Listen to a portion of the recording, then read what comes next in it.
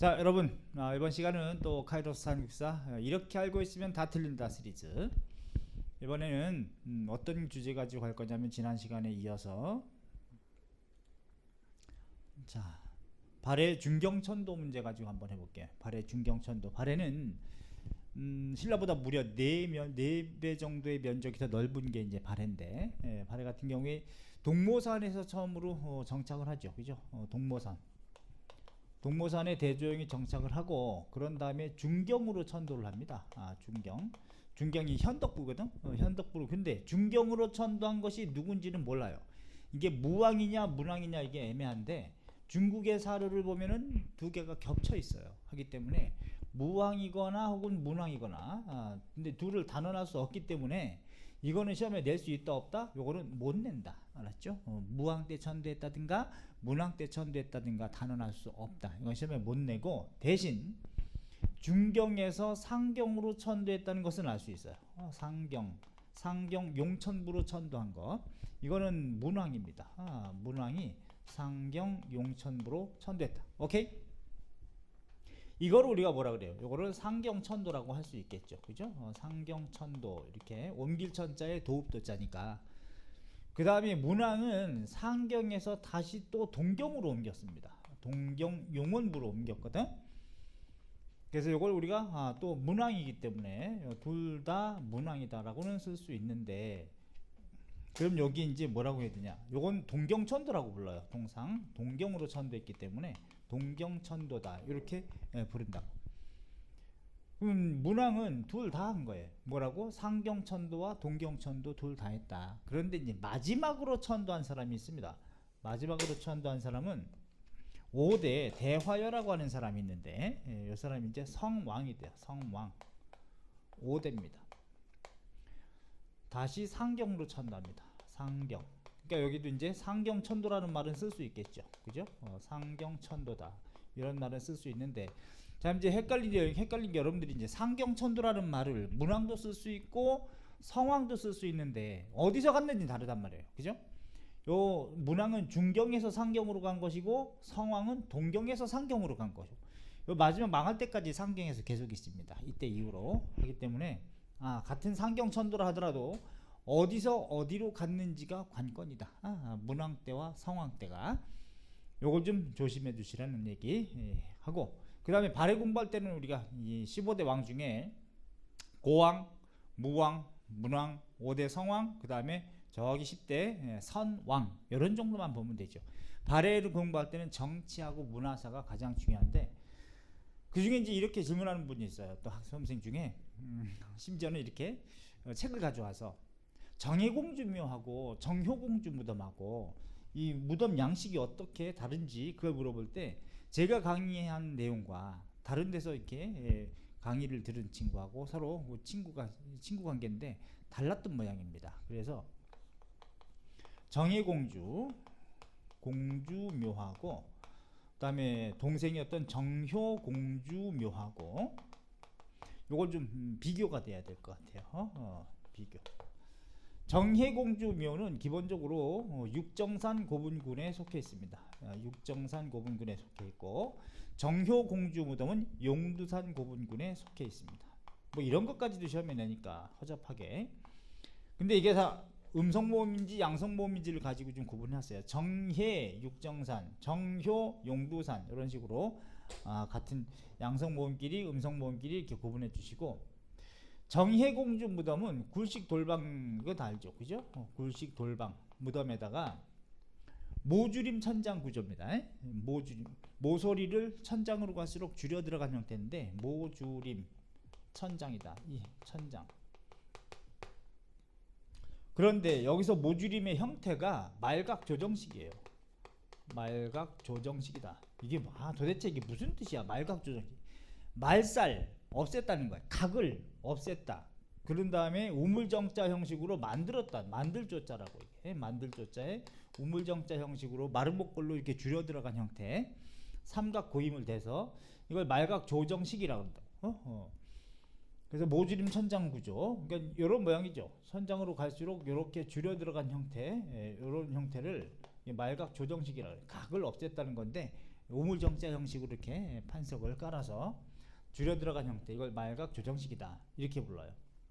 모주림 천장 구조면서 요거는 3년상 장례풍 돌사자상이 있습니다. 돌사자상이 있고, 단 여기는 벽화가 없어요.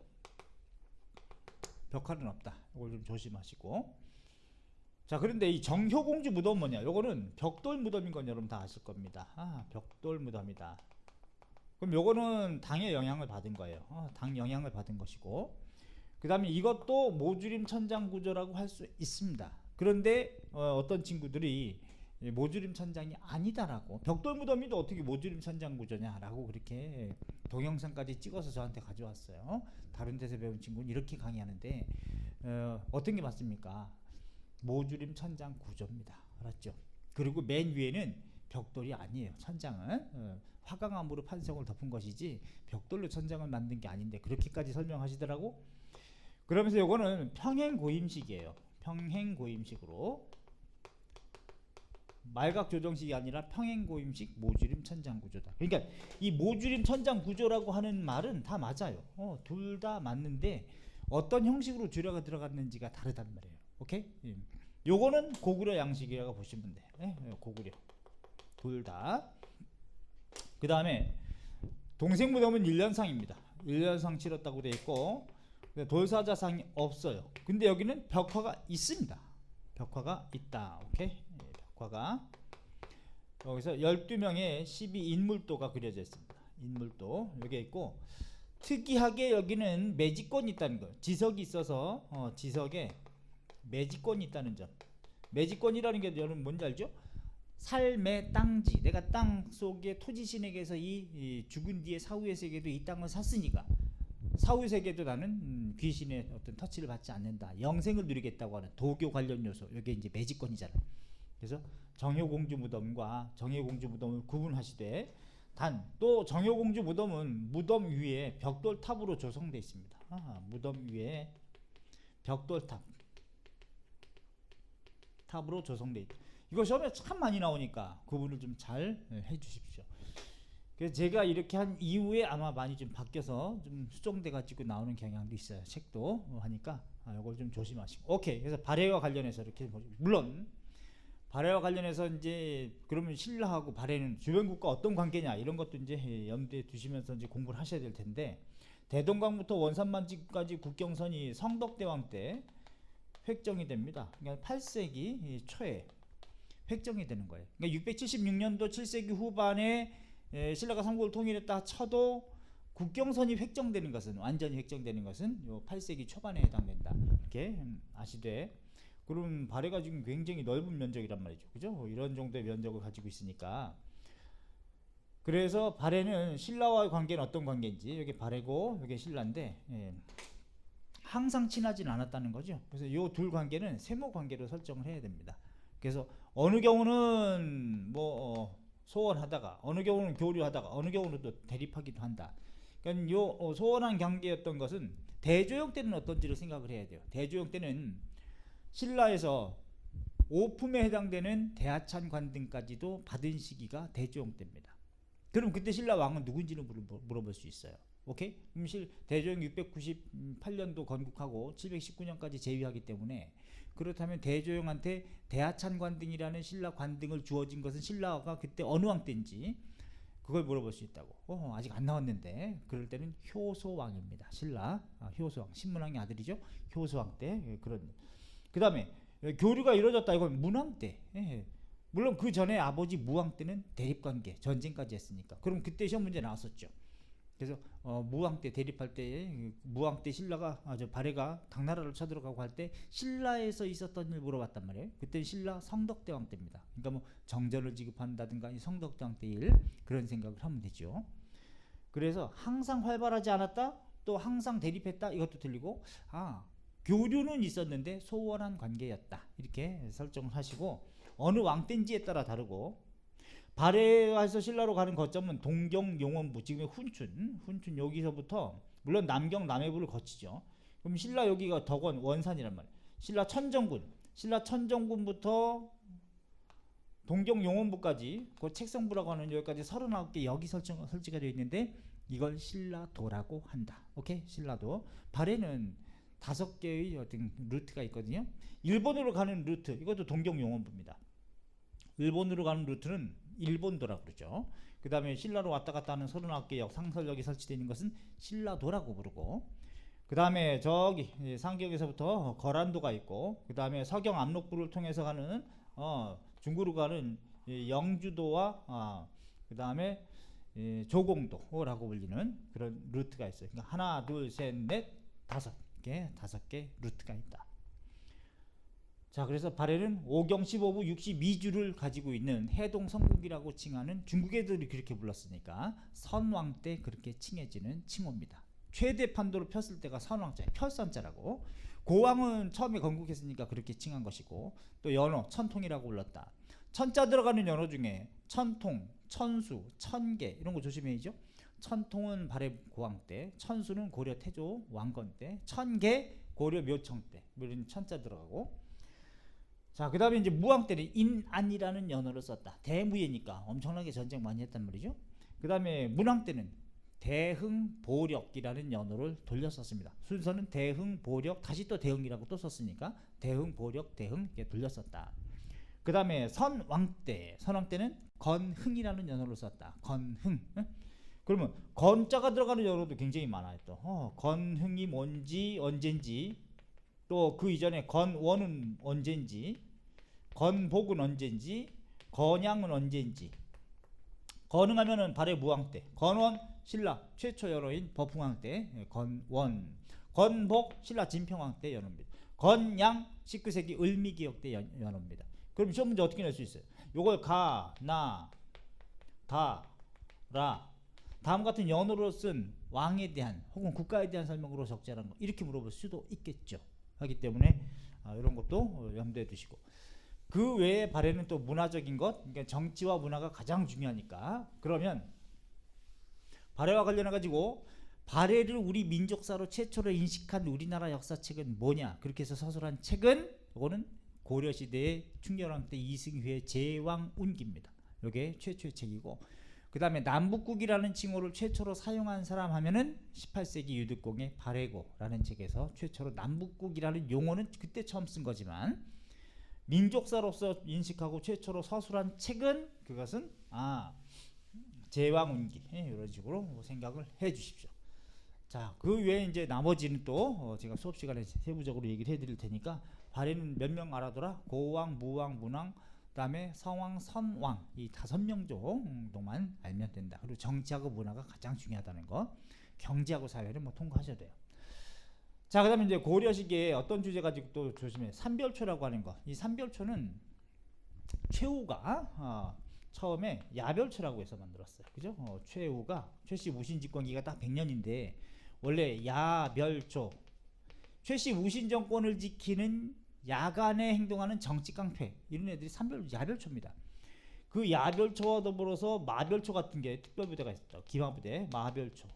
최후는 또 뭐 정방도 두고, 정치적인 일을 담당하는 인사행정을 전담하는 부서, 정방, 자기 집에 서방, 글 잘하는 애들 등용하는 서방, 이런 거 두고 그랬는데, 그 야별초가 나중에 최충원, 최후, 최항, 최의 이렇게 4대 62년간 집권하지 않습니까? 그 최후의 아들인 최항 때 가서 기록에 보면 삼별초라고 처음으로 용어가 등장을 해요. 삼별초, 알겠죠? 삼별초. 그러니까 물론 최후의 야별초에서 비롯된 거지만 그땐 야별초지 삼별초라고 쓰지는 사실은 않았다. 삼별초는 좌별초라든가 또 우별초라든가 또 신의군이라 그래서 요걸 조심해야죠. 왜냐면 별무반, 신기군, 신무군, 항마군, 그래서 신 두 개가 들어가는 거 별무반인데 거기에다가 신의군을 집어넣는다든가 별무반에, 그럼 틀리는 것이고, 신의군 이렇게 해서 삼별초가 되는데, 삼별초의 대몽항전은 해몽 항전 1270년에 개경으로 다시 돌아오는 게 그 해입니다. 근데 그걸 돌아오면 원에 뭐 압력을 받아야 되는 거니까, 그래서 싫다 해가지고 안 돌아가는 세력인 삼별초인데 1270년부터 1273년까지 꼴랑 3년, 이때 어디서? 강화도에서 안 돌아가고 어디로 갔어요? 진도로 갔습니다. 진도. 배중선의 지휘하에 진도로 들어가고 용장산성 쌓고 거기서 함락당하고 다시 제주도로 김통정의 지휘하에 제주도로 옮겨가서 여기서 항파두리성 쌓고 승화우 왕온을 추대해가지고 자기네가 이제는 새로운 고려 정부다 라고 해서 일본의 가마쿠라 막부한테 외교적인 문서까지도 보냅니다.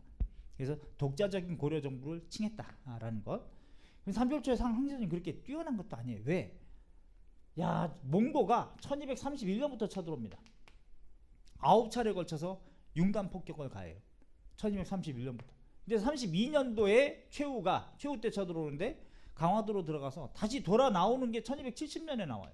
그러니까 1232년에 들어가서 1270년에 다시 나오니까 38년간이나 강화도에서 있었던 거예요. 이건 군인도 아니라고 봐 나는. 그지? 도대체 군인이면 와서 전쟁하고 그래야 되지 않냐. 그럼 왕족하고 다 들어가서 무신제국 집권 세력이 다 강화도로 짱박혀 들어가서 거의 40년 가까이 안 나왔다? 이게 무슨 군인이야. 어? 그래서 삼별초를 막 이렇게 뭐 칭송하고 그럴 건 아니다 사실은. 자, 어쨌건 삼별초에 대한 얘기는, 이 삼별초는 또 신분별 별초도 있었어요. 신분별 뭐 중앙군 역할도 하는데, 양반별초, 또 노비들로 편성된 노군 잔류별초, 이런 식으로 신분별 별초도 있었고, 그 다음에 지역별 별초도 있었습니다. 지역별로 강화도 교동별초라든가 제부도 별초, 대부도 별초, 이런 식으로 지역별로도 별초도 있고 신분별로도 별초를 만들어서 중앙군 역할처럼 그렇게 활용했다. 또 삼별초의 대몽항전과 더불어서 몽고에 대한 대몽항전도 1차, 2차, 3차, 5차, 6차, 이게 제일 중요합니다. 알았죠? 그건 나중에 또 할 테니까 일단 이렇게 알고 있으면 좀 조심해라 라는 차원에서만 하는 거니까 이 주제 가지고. 자, 그다음에 14번은 고려의 국자감과 과거제도 문제에 대해서. 국자감이란, 여러분 고려에서 고려는 관리 등용하는 데는 크게 음서라는 게 가장 중요하고 높은 고관으로 가는 거 알죠? 과거제도가 있고 그런 다음에 천거제도도 있습니다.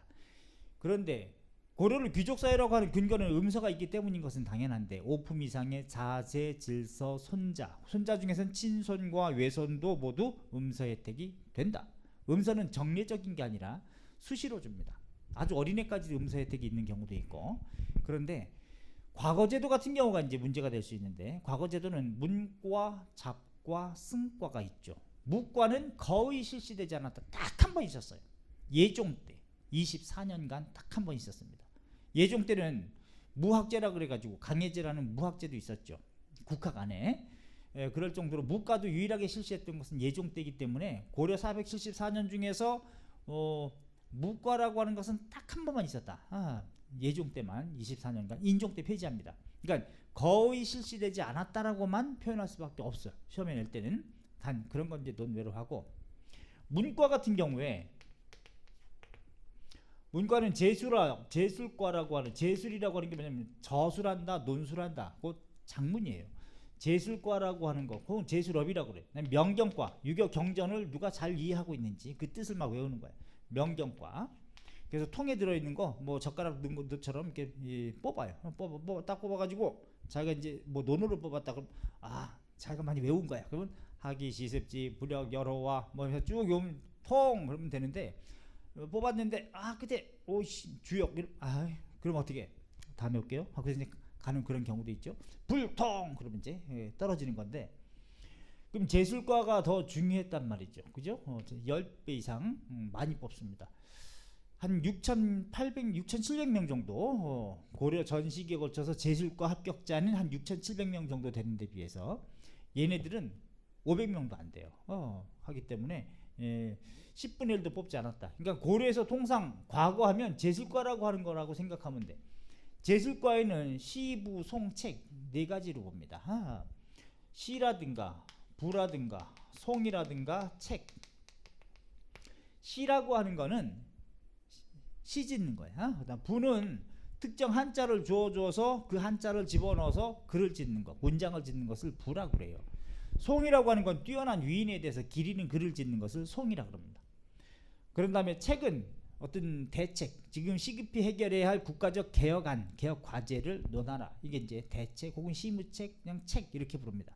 그러니까 거란의 침략을 막을 방략을 논하라. 이렇게 시험 제목이 나오면, 문제가 발문이 나오면 고민하다가 천리장성을 만리로 늘려야 합니다. 뭐 이따구로 쓴다든가 이제 이런 것들이 이제 책에 해당되는 거예요. 대책. 그러면 어쨌든 제술가를 가장 중요하게 여기는데 맨 처음에 시험 볼 때는 그럼 향시가 처음엔 없었어요. 과거제도의 시발점은 우리 광종 때지 않습니까? 그때는 예부시 단일 시험이었다고. 예부에서만, 예부시를 우리가 동당시라고도 그러는데 본고사죠. 여기서 본고사 한 번만 치르면 됐어요. 본고사 한 번만 치르면 그냥 관리가 됐습니다. 그런데 나중에 이제 좀 바꿔가지고 이 본고사를 치를 때 이것 중에서 하나를 채택했단 말이에요. 시를 보든가 부를 보든가 송을 보든가 책을 보든가 이렇게 해서 이제 선발했는데 여기서 합격했잖아요. 그럼 합격자, 우리가 합격을 뭐 급제라고 그래. 급제, 뭐 출신 이렇게 부르는데 그럼 얘네가 관리가 되는 거예요. 합격자 바로. 그런데 나중에 조금 더 세분화해서 예부에서 치르되 본고사를 보는데 하나만 보는 게 아니라 3장 연권법으로 봅니다. 나중에 3장 연권법이다. 연권법이라고 하는 것은 초장, 중장, 종장으로 나누는 거예요. 초장, 중장, 그 다음에 종장을 응시하게 한다. 이게 뭐냐면 1차 시험, 2차 시험, 3차 시험이 아니라 이걸 합산한 게 아니라 야구에서 리그제가 아니라 1년 내내 싸워가지고 뭐 토탈 게임으로 이렇게 승률을 파악하고 하는 게 아니라 그래서 순위를 결정하는 게 아니라 초장에 패스해야 중장에 응시할 수 있는 자격이 생겨요. 중장에 패스해야 종장에 응시할 수 있는 자격이 생깁니다. 그럼 초장은 주로 뭐냐? 시 뭐 이런 거 본다고. 시라든가 그 다음에 아니 여기는 경의라든가 유교 경전 뜻을 보고 그 다음에 여기는 시, 부 이런 거 봐요. 종장은 책을 보면 대책. 그럼 나는 글짓기를 겁나게 잘해. 그런데 암송이 안 돼. 그런 경우는 초장에서부터 떨어지게 되는 거죠. 이거 합산 점수가 아니에요. 그래서 초장에 패스해야 중장에 합격할 수 있기, 응시할 수 있기 때문에 이걸 3장 연권법이라고 하는데 과거 3층법이 아니라 그래서 유교 경전의 뜻을 잘 이해하지 못하면 아예 초장 패스도 안 되기 때문에 중장 응시 자격이 안 된다. 그래서 우리 이런 말 있죠. 야, 나 초장에 젖었어. 이런 말 할 때 그러면 중장에서 잘 보면 되지. 이게 아니라 중장 응시 자격이 없는 거야. 그래서 3장 연권법 목종 때부터 이렇게 3장 연권법으로 치르고 나중에 이 합격한 사람들 있죠? 그럼 뭐 이 과정이 또 굉장히 복잡한데 개경에 사는 애, 서울에 사는 애가 있고 지방에 사는 애가 있죠. 개경 이외 지역. 그러면 개경에 사는 애는 처음에 개경시를 봅니다. 우리가 향시 중에 하나인데 개경시를 보고 그런 다음에 지방에 있는 애들은 향시를 봐요. 거기서 합격한 애들을 상공과 향공이라고 불러요. 그러면 여기서 여기 개경에 산다. 개경에 살고 여기는 지방에 산다. 그럼 얘들은 개경시 곧 개경시를 보죠. 개경시. 여기는 향시를 봐요. 향시. 그러면 개경시에서 패스한 애들 뭐라 그래? 상공이라 그래. 상공. 여기서 패스한 애들 향공이라 그런다. 향공. 이렇게. 그런데 향공이든 상공이든 또 국자감 학생들이 있을 겁니다. 국자감에 들어간 애들이 있습니다. 귀족의 자제들. 여기는 신분별로 들어가지 않습니까? 그래서 이 3품 이상 국자학, 태학, 사문학 중에서 국자학은 3품 이상. 그 다음에 태학 이거는 이제 5품 이상 자제 관리가 들어가고 7품 이상의 자제 관리는 사문학에 들어가는데 유학부 내에서 국자감 입학시험이 뭐냐면 이걸 국자감시라 그래요. 국자감시. 그럼 입학시험. 입학시험. 그런 다음에 국자감 안에서 또 걔네들 학업 성취도 시험이 있습니다. 이걸 고예시라고 그래. 고예시. 그 다음에 어떤 과를 가를 것인가 나누는 시험. 이거 우리가 승보시라고 그래. 승보시. 이걸 통해서 나중에 대과라고 하는 예부시라고 하는 것에 응시할 수 있는 자격시험이 있는데 이걸 감시라고 그래. 감시. 이거는 예부시 응시 자격시험이에요. 자격시험. 이걸 감시라고 그래. 그래서 감시 패스한 사람을 감시해서 패스한 사람은 뭐라 그러냐? 상공진사. 그 다음에 여기를 이제 향공진사 이렇게 불러요. 향공진사 이렇게 부른다. 그럼 얘네들이 이제 감시를 동당시를 본다고. 본시험을 봐요. 그럼 본시험에 패스한 애들이 이제 관리가 되는데 패스한 애들을 대상으로 한 번 더 치르는 시험이 우리가 복시라 그래요. 복시. 요걸 조심해라. 복시. 알았죠? 조선은 복시 이제 초시, 복시, 전시라고 하는 것이 정례화되어 있는데 문과 같은 경우 고려는 그렇지 않습니다. 그래서 예부시 단일 시험에서 그냥 패스하면 되는데 그 합격자를 대상으로 복시를 간헐적으로 고려 전기만 간헐적으로 정례적으로 본다 그러면 안 돼. 간헐적으로 봤다. 왕권 강화 차원에서 또 관리의 질을 높인다. 이런 차원에서. 그럼 이게 조선의 뭘로 이어지는 조선의 복시로 이어진다 그러면 틀린단 말이에요. 조선의 전시로 이어진다. 합격자를 대상으로 왕이 친히 치르는 시험. 이게 전시라고 그러죠. 그러니까 시험에 이렇게 낼 수 있다. 고려의 복시는 조선의 복시로 계승되었다 그러면 틀린 것이고, 고려의 복시는 정례적으로 실시되었다 그러면 틀린 것이고, 또 고려 복시는 조선의 전시로 이어졌다라고만 해야 됩니다. 조선의 전시는 정기적으로 상설적으로 봅니다. 합격자를 대상으로 등급 매기는 거 있죠. 갑의병으로. 그런데 고려는 간헐적으로 고려 전기 곧 무신집권기 터지는 의종 이전 때까지만 간헐적으로 복시가 이루어졌지. 조선의 전시처럼 전시라는 용어 자체가 고려는 없어요. 오케이? 요게 좀 더 정밀하게 들어갑니다. 기본적으로 고려가 과거가 문과, 무과, 잡과로 돼 문과, 잡과, 승과로 돼 있다는 것은 누구는 공부 안 합니까? 이거는 50점 맞는 사람도 공부한다고. 근데 조금 더 고난이도에 가려면 이런 정도를 알아야 된다. 50점 맞아가지고 합격하지 못하잖아요. 그죠? 그래서 적어도 한국사는 90점 이상을 획득해놔야 안전한 이게 담보 점수가 돼야 되기 때문에 결국은 그런 정도 레벨이 되려면 이런 것들을 조심해야지. 오케이. 자, 그래서 고려의 과거제도 또 국자감은 조심할게. 국자감에서 기술학을 가르친 것은 고려시대밖에 없지만 모든 기술학을 다 국자감에서 가르치지 않습니다.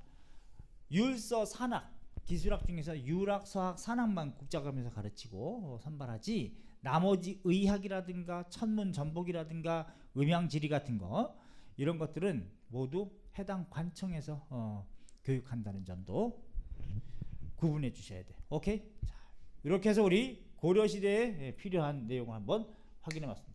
그럼 다음에 이제 조선으로 넘어가서 이제 토지제도 같은 거 어떤 게 봐야 될지 이걸 한번 볼게요. 오케이? 안녕.